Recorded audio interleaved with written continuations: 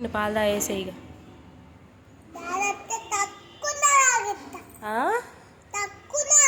అంటే తక్కువ తాగేస్తావా? అదేం భాష?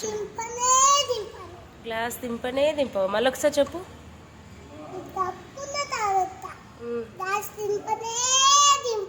మళ్ళానే డాడీ వస్తున్నాడు, పాలు తాగుతూనే ఇస్తాడు చాకి.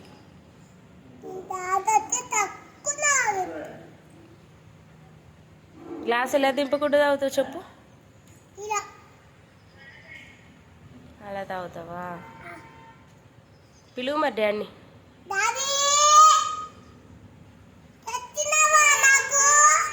మంచిగా అడుగు. ఏమైంది? ఏలే, ఏం తీసుకురాలే.